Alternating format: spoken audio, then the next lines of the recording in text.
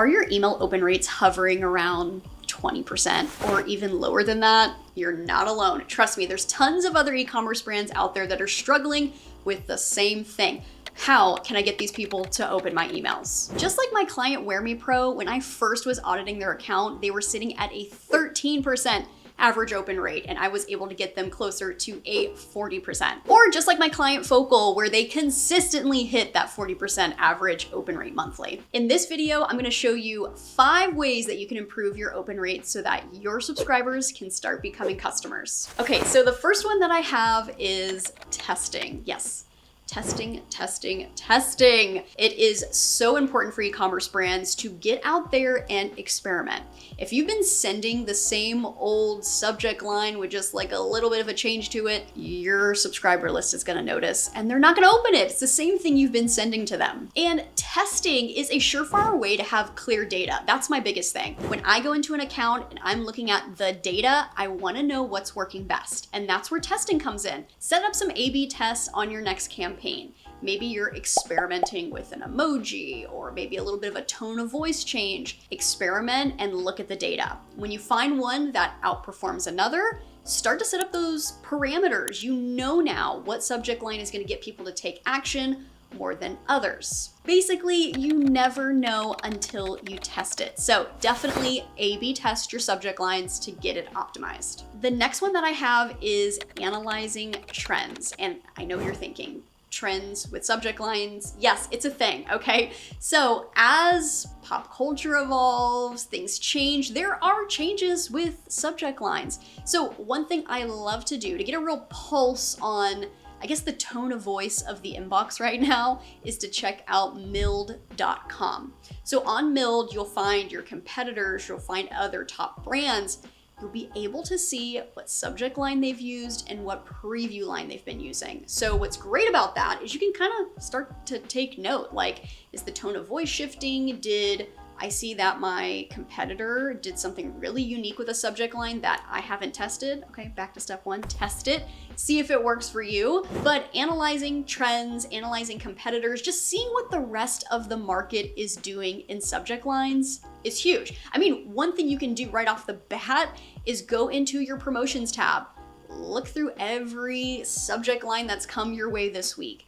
Anything, just stop your eyesight, just kind of grab your attention. High likelihood that you're not the only one. Your list might gravitate towards something similar. So implement that, check out trends, and see how you can apply that to your brand. Now, the next one that I have is kind of my biggest pet peeve with subject lines, and that is sounding like a brand, sounding like a robot, not sounding human in the inbox.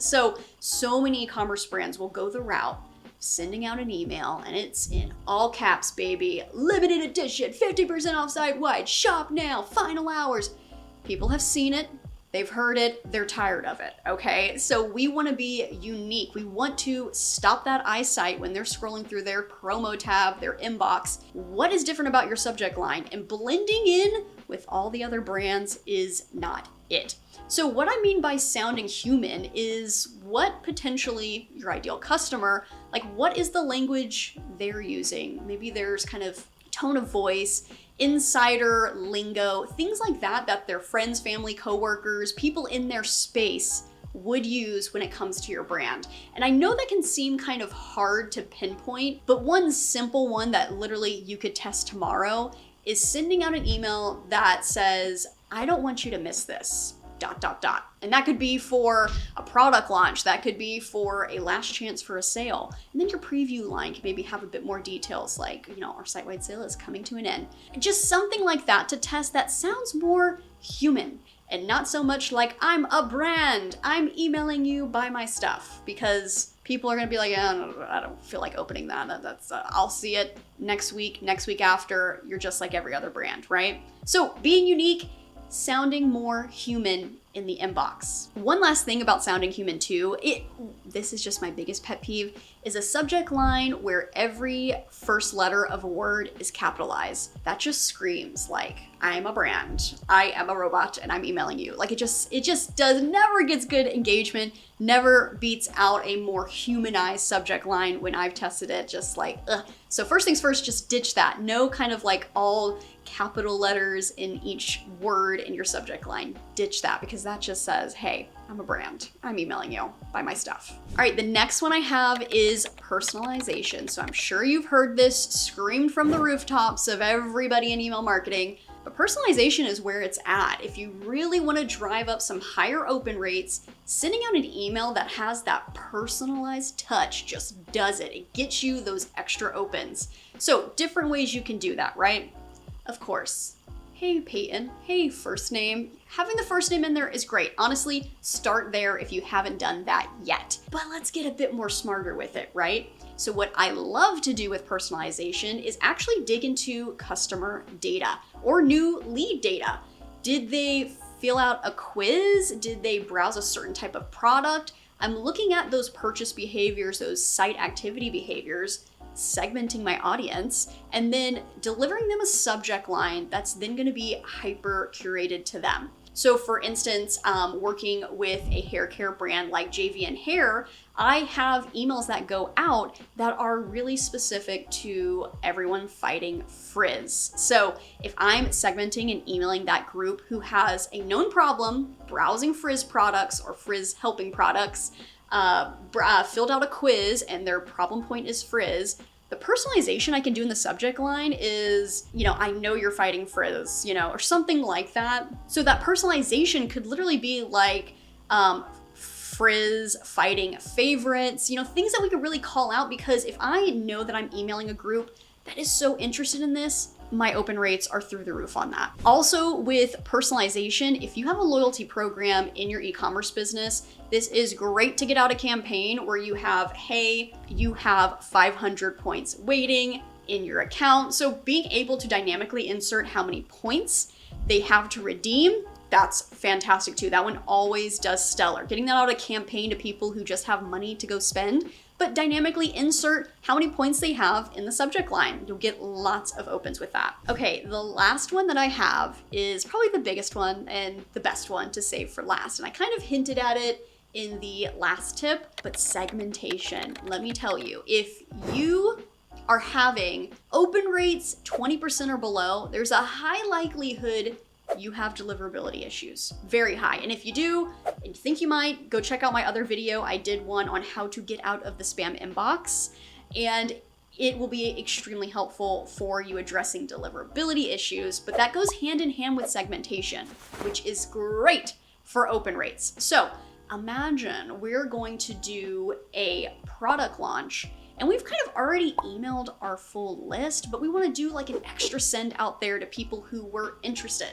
Doing those extra segmentations, those layers, those filters of saying, I know this group here is interested in hearing more. I'm not going to blast my full list. Honestly, you should probably never blast your full list, but we're finding a segment and we're emailing them an extra email or a dedicated message because they are people who are showing the most interest. They are the most likely to open and click and convert. And what's great about segmentation, going back to the deliverability piece, is when you email these little pods of segments versus your entire list, you then begin to build trust with inbox providers. So Gmail, Yahoo, when you blast your full list and they see that only 10% open, they take note of that and they say, okay, I don't think this brand is very trustworthy. I think I'm gonna put their emails in spam. Simplifying it a lot, but that's kind of the algorithms that they're running. They're actually measuring how people are engaging when you send out bulk email. So it's imperative to send out these segments, hyper-targeted, because not only will you look amazing to inbox providers because you're targeting a very specific segment, but your open rate, your overall health of your entire email account starts to repair, which is imperative for the life of your email marketing. And if you do decide to email your entire list, please put in an exclusion. So, you have your main targeting list. You can then apply exclusions. Like, I don't want this group to get it. At least put in an exclusion of here are these people that I've emailed more than 10 times, 15 times, and they haven't opened a single message. Let's exclude them, okay? Because we want to make sure we're not blasting them over and over and over and over again. Probably not going to open still. And also with our segment, if we are targeting our engaged segment, they can come back in later, right? It's dynamic. It's pulling people in, pulling them out depending on their behaviors. So it's like always cleaning itself. You know, everyone talks about list cleaning. Segmentation is doing that automatically for you. So open rates are just one piece of the email puzzle, right? Once they open, are they clicking? Are they converting? Your design and copy then come into question there. So the strategy piece is key once they get to that step. And that's where me and my team come in, where we can help take that off your plate, build, optimize, and be strategic with your email marketing so that you can start getting an ROI in your email channel. Check out the link below where you can book a call directly with me. I love to chat about your emails. Or if you're looking to kind of do it yourself, I have another tutorial where I show you how to transform an email design in Figma. So if you want to email like the big boys out there, the big brands, that's exactly how you do it. Thanks for tuning in, guys, and I will see you in the inbox. Bye.